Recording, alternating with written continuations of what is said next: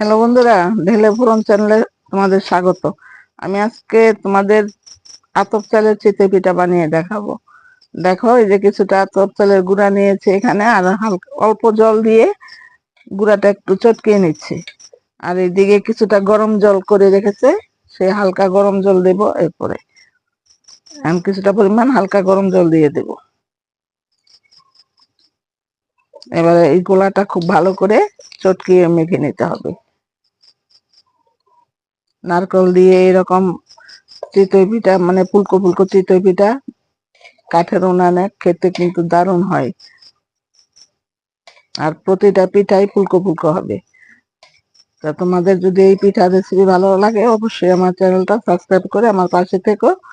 পাশে থাকা বেল আইকনে ক্লিক করে রেখো এরকম নিত্য নতুন রেসিপি পাওয়ার জন্য। এতে দিয়ে দেবো পরিমাণ মতো লবণ। আর এই গুঁড়াটা হচ্ছে তোমার শুকনো আতপ চালের গুঁড়া। অনেকক্ষণ আগে, প্রায় 2-3 ঘন্টা ভিজিয়ে রেখে দিতে হয়। তারপরে এরকম হালকা গরম জল দিয়ে খুব ভালো করে মেখে নিতে হয়, তাহলেই পিঠাগুলো ফুলকো ফুলকো হবে। এবার দিয়ে দিব নারকেল কোড়া, এক মালাই নারকেলের পুরোটাই দিয়ে দিলাম। এবার এই নারকেলটা দিয়েও খুব ভালো করে মেখে নিতে হবে। যত মাখা হবে ততই কিন্তু পিঠাগুলো ফুলকো হবে আর খেতে খুব ভালো হবে, নরম হবে।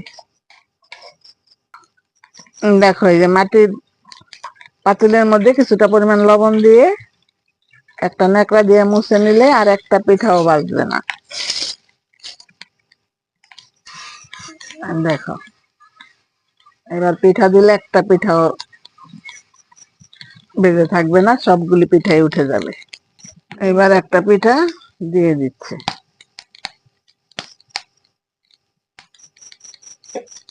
এবার একটা সরা দিয়ে ঢেকে দেব। এবার সরাটা উঠিয়ে নিচ্ছি।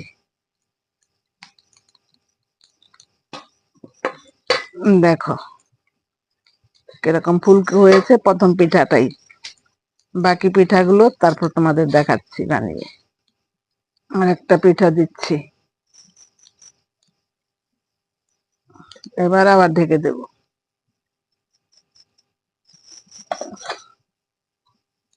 এবার উঠিয়ে নিচ্ছি আবার।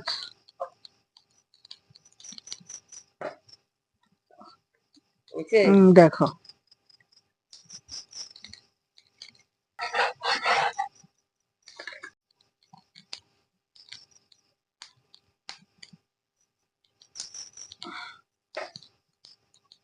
দেখো প্রতিটা পিঠাই ফুলকো ফুলকো হচ্ছে, একটা পিঠাও কোনো নষ্ট হয় নাই।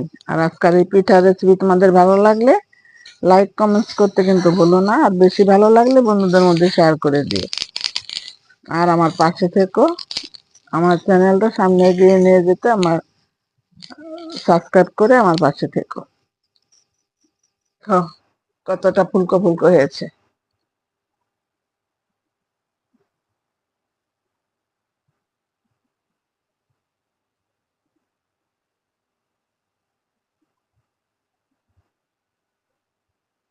দেখো কতটা জালিদার হয়েছে।